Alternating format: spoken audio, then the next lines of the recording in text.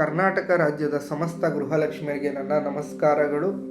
ಗೃಹಲಕ್ಷ್ಮಿಯರೇ, ಕರ್ನಾಟಕದ ಮಹತ್ವಾಕಾಂಕ್ಷೆ ಯೋಜನೆಯಲ್ಲಿ ಒಂದು ದೊಡ್ಡ ಯೋಜನೆಯಾದ ಗೃಹಲಕ್ಷ್ಮಿ ಯೋಜನೆಯ ಒಂದು ದೊಡ್ಡ ಮುಖ್ಯವಾದ ಸಂದೇಶ ಮಾಹಿತಿ ಕೊಡಲು ಈ ವಿಡಿಯೋ ಮಾಡುತ್ತಿದ್ದೇನೆ. ಗೃಹಲಕ್ಷ್ಮಿಯರೇ, ತಮ್ಮೆಲ್ಲರಿಗೂ 28ನೇ ಕಂತಿನ ಹಣ ಜಮಾ ಆಗಿ ಯುಗಾದಿ ಹಬ್ಬದಂದು ಸಾಕಷ್ಟು ಗೃಹಲಕ್ಷ್ಮಿಯರಿಗೆ ಹಣ ಜಮಾ ಆಗಿ ಅವರೆಲ್ಲರೂ ಕೂಡ ಇಲ್ಲಿವರೆಗೂ ವೆಯ್ಟ್ ಮಾಡ್ತಾ ಬಂದಿದ್ದೀರಾ. ಗೃಹಲಕ್ಷ್ಮಿ ಯೋಜನೆ 28ನೇ ಕಂತಿನ ಹಣ ಯಾವಾಗ ಜಮಾ ಆಗುತ್ತೆ ಅಂತ ತಾವೆಲ್ಲರೂ ಸಾಕಷ್ಟು ದಿನಗಳಿಂದ ಕಾಯುತ್ತಿರುವ ಗೃಹಲಕ್ಷ್ಮಿಯರಿಗೆ ನಾನಿವತ್ತು ಒಂದು ಭರ್ಜರಿ ನ್ಯೂಸ್ ತಂದಿದ್ದೇನೆ. ಗೃಹಲಕ್ಷ್ಮಿ ಯೋಜನೆ 28ನೇ ಕಂತಿನ ಹಣ ತಮ್ಮೆಲ್ಲರಿಗೂ ಯಾವಾಗ ಜಮಾ ಆಗ್ತಾಯಿದೆ, ಮೊದಲು ಯಾವ ಜಿಲ್ಲೆಗಳಿಗೆ ಜಮಾ ಮಾಡ್ತಿದ್ದಾರೆ, ತಮ್ಮ ಜಿಲ್ಲೆಗಳಿಗೆ ಮೊದಲು ಜಮಾ ಆಗುತ್ತಾ ಅಥವಾ ಎಲ್ಲ ಜಿಲ್ಲೆಗಳಿಗೆ ಜಮಾ ಆದ ನಂತರ ತಮ್ಮ ಜಿಲ್ಲೆಗಳಿಗೆ ಬಿಡುಗಡೆ ಆಗಬಹುದಾ ಎಂಬ ನೂರಾರು ಪ್ರಶ್ನೆಗಳು ತಮ್ಮ ತಲೆಯಲ್ಲಿ ಉಳ್ಕೊಂಡಿದೆ. ಯಾವಾಗ ಬಿಡುಗಡೆ ಆಗ್ಬೋದು ಅಂತ. ಮತ್ತು ಹಾಗೆಯೇ ಕಳೆದ ವರ್ಷ ಜನವರಿ ಫೆಬ್ರವರಿ ಅಮೌಂಟು ಎಲ್ಲ ಗೃಹಲಕ್ಷ್ಮಿಯರಿಗೆ ಪೆಂಡಿಂಗ್ ಉಳಿದಿತ್ತು. ಸರ್ಕಾರ ಹಣ ಬಿಡುಗಡೆ ಮಾಡಲೇ ಇಲ್ಲ. ಲಕ್ಷ್ಮೀ ಬಾಳ್ಕರ್ ಅವರು ಬಿಡುಗಡೆ ಮಾಡಿಕೊಡ್ತೀನಿ, ತಮ್ಮೆಲ್ಲರಿಗೂ ಪೆಂಡಿಂಗ್ ಅಂತ ಏನಿದೆ ಅದು 2 ತಿಂಗಳ ಹಣ ಬಿಡುಗಡೆ ಮಾಡಿಕೊಡ್ತೀನಿ ಅಂತ ಅಪ್ಡೇಟ್ನ ಕೊಡ್ತಿದ್ರು. ಕಳೆದ ವರ್ಷ ಸರ್ಕಾರ ಹಣ ಹೊಂದಿಸೋಕ್ಕೆ ಸಾಧ್ಯ ಆಗಲಿಲ್ಲ. 1 ತಿಂಗಳಿಗೆ ಗೃಹಲಕ್ಷ್ಮಿ ಫಲಾನುಭವಿಗಳಿಗೆ ಬಿಡುಗಡೆ ಮಾಡಬೇಕು ಅಂದರೆ ಸರ್ಕಾರಕ್ಕೆ 2,500 ಕೋಟಿಯಷ್ಟು ಹಣ ಬೇಕಾಗುತ್ತೆ.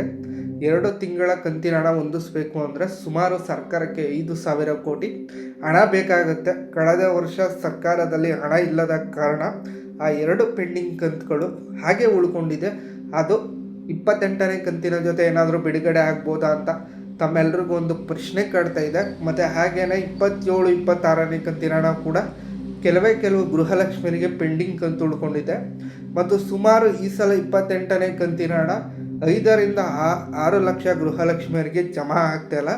ಅದಕ್ಕೆ ಕಾರಣಗಳೇನು, ತಮಗೆ ಗೃಹಲಕ್ಷ್ಮಿ ಯೋಜನೆಯ ಪೆಂಡಿಂಗ್ ಕಂತುಗಳು ಯಾಕೆ ಬಿಡುಗಡೆ ಆಗ್ತಾಯಿಲ್ಲ, ಹಣ TBT ಮೂಲಕ ಜಮಾ ಆದರೂ ಕೆಲವು ಗೃಹಲಕ್ಷ್ಮಿಯರಿಗೆ ಹಣ ಬರದೇ ಇರಲು ಕಾರಣಗಳೇನು ಎಂಬ ಪ್ರಶ್ನೆಗಳಿಗೆ ನಾನು ಈ ವಿಡಿಯೋದಲ್ಲಿ ಉತ್ತರನ ಕೊಡ್ತೀನಿ. ಆದ್ದರಿಂದ ಗೃಹಲಕ್ಷ್ಮಿಯರೇ, ತಾವೆಲ್ಲರೂ ವಿಡಿಯೋನ ಸ್ಟಾರ್ಟಿಂಗಿಂದ ಎಂಡಿಂಗ್ ತನಕ ಕೊನೆವರೆಗೂ ನೋಡಿ. ಮಧ್ಯ ಎಲ್ಲೂ ಸ್ಕಿಪ್ ಮಾಡೋಕ್ಕೆ ಹೋಗ್ಬೇಡಿ, ತಮಗೆ ಮಾಹಿತಿಗಳು ಮಿಸ್ ಆಗ್ತವೆ. ಆದ್ದರಿಂದ ವಿಡಿಯೋನ ಎಂಡಿಂಗ್ ತನಕ ನೋಡಿ. ತಾವಿನ್ನೂ ನಮ್ಮ ಚಾನಲ್ನ ಸಬ್ಸ್ಕ್ರೈಬ್ ಮಾಡ್ಕೊಂಡಿಲ್ಲ ಅಂದರೆ ದಯವಿಟ್ಟು ಸಬ್ಸ್ಕ್ರೈಬ್ ಬಟನ್ನ ಕ್ಲಿಕ್ ಮಾಡಿ ಒಂದು ಸಬ್ಸ್ಕ್ರೈಬ್ ಮಾಡಿ ಸಪೋರ್ಟ್ ಮಾಡಿ. ಹಾಗೆ ವಿಡಿಯೋಗೊಂದು ಲೈಕ್ ಬಟನ್ ಕ್ಲಿಕ್ ಮಾಡಿ ಲೈಕ್ ಕೊಡಿ. ವಿಡಿಯೋ ಶುರು ಮಾಡೋಕ್ಕೂ ಮೊದಲು ಬನ್ನಿ ವೀಕ್ಷಕರೇ, ಇವತ್ತಿನ ವಿಡಿಯೋ ಶುರು ಮಾಡೋಣ. ವೀಕ್ಷಕರೇ, ತಮಗೆ ಗೃಹಲಕ್ಷ್ಮಿ ಯೋಜನೆ 28ನೇ ಕಂತಿನ ಹಣ ಮೊದಲನೇ ಹಂತದಲ್ಲಿ ಈ ಒಂದು ಜಿಲ್ಲೆಗಳಿಗೆ ನೇರ DBT ಮೂಲಕ ಜಮಾ ಆಗುತ್ತೆ. ಬನ್ನಿ, ಆಗಿದ್ರೆ ಯಾವೆಲ್ಲ ಒಂದು ಜಿಲ್ಲೆಗಳಿಗೆ ಜಮಾ ಆಗುತ್ತೆ. ಸುಮಾರು 15 ಜಿಲ್ಲೆಗೆ ಮೊದಲನೇ ಹಂತದ ಗೃಹಲಕ್ಷ್ಮಿ ಯೋಜನೆ 28ನೇ ಕಂತು ಜಮಾ ಆಗ್ತಿದೆ. ಮೊದಲನೇ ಜಿಲ್ಲೆ ಬಂದು ಕೊಡಗು, 2ನೇ ಜಿಲ್ಲೆ ಬಂದು ಹಾಸನ್, 3ನೇ ಜಿಲ್ಲೆ ಬಂದು ಮಂಡ್ಯ, 4ನೇ ಜಿಲ್ಲೆ ಬಂದು ಮೈಸೂರು, ಹಾಗೆ ಚಿಕ್ಕಮಗಳೂರು, ಬೆಂಗಳೂರು ಗ್ರಾಮಾಂತರ, ದಾವಣಗೆರೆ, ಬಳ್ಳಾರಿ, ಕೊಪ್ಪಳ, ಹಾಸನ್, ಧಾರವಾಡ, ದಕ್ಷಿಣ ಕನ್ನಡ, ಬಾಗಲಕೋಟೆ, ತುಮಕೂರು, ಕೊನೆ ಜಿಲ್ಲೆ ಬಂದು ಚಿತ್ರದುರ್ಗ. ಇಷ್ಟು 15 ಜಿಲ್ಲೆಗಳಿಗೆ ಮೊದಲನೇ ಹಂತದ ಗೃಹಲಕ್ಷ್ಮಿ ಯೋಜನೆ 28ನೇ ಕಂತು 2,000 ರೂಪಾಯಿ ತಮ್ಮ ಬ್ಯಾಂಕ್ ಖಾತೆಗಳಿಗೆ ಜಮಾ ಆಗಿದೆ. ಯಾರೆಲ್ಲ ಗೃಹಲಕ್ಷ್ಮಿಯರು ತಮ್ಮ ಬ್ಯಾಂಕ್ ಖಾತೆಗಳನ್ನ ಇನ್ನೂ ಕೂಡ ಚೆಕ್ ಮಾಡ್ಕೊಂಡಿಲ್ಲ, ಅಂತಹ ಗೃಹಲಕ್ಷ್ಮಿಯರು ದಯವಿಟ್ಟು ತಮ್ಮ ಬ್ಯಾಂಕ್ ಖಾತೆಗಳನ್ನ ಒಂದು ಬಾರಿ ಚೆಕ್ ಮಾಡ್ಕೊಳ್ಳಿ. ಯಾಕಂದರೆ ಕೆಲವರಿಗೆ ಸರ್ವರ್ ಇಶ್ಯೂಯಿಂದ ಮೆಸೇಜ್ ಬಂದಿರಲ್ಲ. ಅಂತಹ ಗೃಹಲಕ್ಷ್ಮಿಯರು ನೇರವಾಗಿ ತಮ್ಮ ಬ್ಯಾಂಕ್ ಕಡೆಗೆ ಹೋಗಿ ಬ್ಯಾಂಕ್ ಖಾತೆಗಳನ್ನ ಚೆಕ್ ಮಾಡ್ಕೊಳ್ಳಿ. ತಾವೇನಾದರೂ ಈ ಜಿಲ್ಲೆಯಲ್ಲಿ ಇತ್ತು ಅಂದರೆ ನಿಮಗೆ ಖಂಡಿತ ಗೃಹಲಕ್ಷ್ಮಿ ಯೋಜನೆ 28ನೇ ಕಂತಿನ ಹಣ 2,000 ರೂಪಾಯಿ ಜಮಾ ಆಗುತ್ತೆ. ಮತ್ತು ಇನ್ನು ಉಳಿದ ಜಿಲ್ಲೆಗಳಿಗೆ ನಾಳೆ ಅಥವಾ ನಾಡಿದ್ದು ಇನ್ನು 2 ದಿನಗಳಲ್ಲಿ ಉಳಿದ ಜಿಲ್ಲೆಗಳಿಗೆ ಜಮಾ ಆಗುತ್ತೆ. ಆ ಅಪ್ಡೇಟ್ನ ನಾನು ತಿಳಿಸ್ಕೊಡ್ತೀನಿ ಜಮಾ ಆದ ನಂತರ.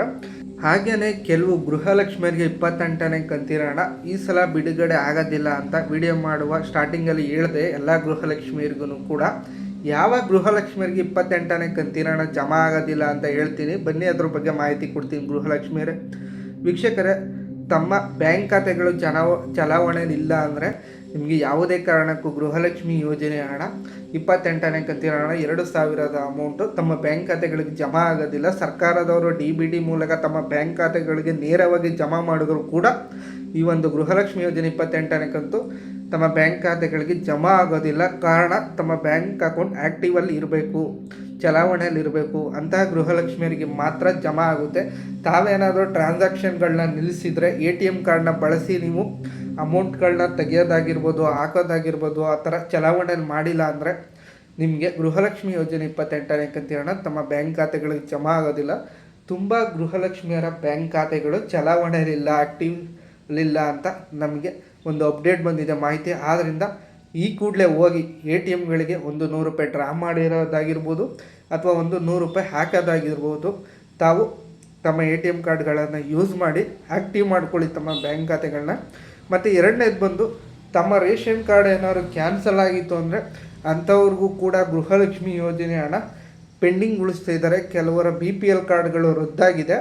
ಯಾಕಂದರೆ ಅವ್ರ ಮನೆಯಲ್ಲಿ ಟ್ಯಾಕ್ಸ್ ಪೇಯರ್ಸ್ ಯಾರು ಇತ್ತು ಅಂದರೆ GST ಪೇ ಮಾಡ್ತಾಯಿದ್ರು ಅಥವಾ ID ಫೈಲ್ ಮಾಡಿದರೆ ಅಂತಹ BPL ಕಾರ್ಡ್ದಾರರು ಯಾರು ಇತ್ತು ಅಂದರೆ ಅವ್ರ ಮನೇಲಿ ಅವರ ರೇಷನ್ ಕಾರ್ಡ್ಗಳು ರದ್ದಾಗಿ ಗೃಹಲಕ್ಷ್ಮಿ ಯೋಜನೆ ಹಣ ಕೂಡ ಪೆಂಡಿಂಗಲ್ಲಿ ಇಟ್ಟಿದ್ದಾರೆ, ಹೋಲ್ಡಲ್ಲಿ ಇಟ್ಟಿದ್ದಾರೆ. ಅಂತಹ ಗೃಹಲಕ್ಷ್ಮಿಯರಿಗೂ ಕೂಡ ಹಣ ಬಿಡುಗಡೆ ಆಗ್ತಾಯಿಲ್ಲ. ಹಾಗೆಯೇ ಮೂರನೇದು ಬಂದು ತಾವೆಲ್ಲರೂ KYCನ ಕಡ್ಡಾಯವಾಗಿ ಮಾಡಿರಲೇಬೇಕು. ತಾವು ಗೃಹಲಕ್ಷ್ಮಿ ಯೋಜನೆ ಪೋರ್ಟಲ್ ಸೇವಾ ಸಿಂಧು ಪೋರ್ಟಲ್ಗೆ ಹೋಗಿ ತಮ್ಮ ಗೃಹಲಕ್ಷ್ಮಿ ಯೋಜನೆಯದು KYC ಸ್ಟೇಟಸ್ಸು ಕಂಪ್ಲೀಟ್ ಮಾಡಿದ್ದೀರಾ, KYC ಆಗಿದೆಯಾ ಇಲ್ವೋ ಅನ್ನೋದ್ರನ್ನ ಒಂದು ಸಲ ಚೆಕ್ ಮಾಡ್ಕೊಳ್ಳಿ. ನಿಮ್ಮದೇನಾದರೂ KYC ಆಗಿಲ್ಲ ಅಂದರೆ ತಮಗೆ ಹಣ ಬರೋದಿಲ್ಲ. ಇಷ್ಟನ್ನೆಲ್ಲ ನೀವು ಚೆಕ್ ಮಾಡಿಕೊಂಡು ಇವೆಲ್ಲ ಕರೆಕ್ಟಾಗಿತ್ತು ಅಂದರೆ ನಿಮಗೆ ಗೃಹಲಕ್ಷ್ಮಿ ಯೋಜನೆ 28ನೇ ಕಂತಿನ ನೇರವಾಗಿ DBT ಮೂಲಕ ತಮ್ಮ ಬ್ಯಾಂಕ್ ಖಾತೆಗಳಿಗೆ ಜಮಾ ಆಗುತ್ತೆ. ಯಾವುದೇ ರೀತಿ ಡೌಟ್ ಬೇಡ, ಗೃಹಲಕ್ಷ್ಮಿಯರೇ ವರಿ ಮಾಡ್ಕೊಳ್ಳೋ ಅಂಥ ಅವಶ್ಯಕತೆ ಇಲ್ಲ. ಹಾಗೆಯೇ ಎಲ್ಲ ಗೃಹಲಕ್ಷ್ಮಿಯರಿಗೆ ಇನ್ನೊಂದು ಪ್ರಶ್ನೆ ಕಾಡ್ತಾ ಇದೆ. ಕಳೆದ ವರ್ಷದ 25ರಲ್ಲಿ ಜನವರಿ ಮತ್ತು ಫೆಬ್ರವರಿ ತಿಂಗಳ ಅಮೌಂಟು ಪೆಂಡಿಂಗ್ ಉಳಿಸಿದ್ರಲ್ಲ, ಅದು ಯಾವಾಗ ಬಿಡುಗಡೆ ಆಗಬಹುದು ಎಂಬುದು ಒಂದು ಪ್ರಶ್ನೆ ಕಾಡ್ತಿರುತ್ತೆ. ಗೃಹಲಕ್ಷ್ಮಿಗೆ ಆ 2 ತಿಂಗಳ ಹಣ 2,000 + 2,000 4,000 ಅಮೌಂಟು 28ನೇ ಕಂತಿನ ಹಣ ಪೂರ್ಣ ಪ್ರಮಾಣದಲ್ಲಿ ಎಲ್ಲ ಗೃಹಲಕ್ಷ್ಮಿ ಫಲಾನುಭವಿಗಳಿಗೆ ಜಮಾ ಆದ ನಂತರ ತಮಗೆ 2 ಕಂತಿನ ಹಣ ಪೆಂಡಿಂಗ್ ಉಳಿದಿರುವಂತಹ ಹಣ ತಮ್ಮ ಬ್ಯಾಂಕ್ ಖಾತೆಗಳಿಗೆ ಜಮಾ ಆಗುತ್ತೆ. ಒಟ್ಟಿಗೆ ಲಕ್ಷ್ಮೀ ಹೆಬ್ಬಾಳ್ಕರ್ ಕೂಡ ಒಂದು ಅಪ್ಡೇಟ್ನ ಕೊಟ್ಟಿದ್ದಾರೆ. ಮೊದಲನೇ ಹಂತದಲ್ಲಿ ಗೃಹಲಕ್ಷ್ಮಿ ಯೋಜನೆ 28ನೇ ಕಂತಿನ ಹಣ ಬಿಡುಗಡೆ ಮಾಡಿದ್ದೇವೆ.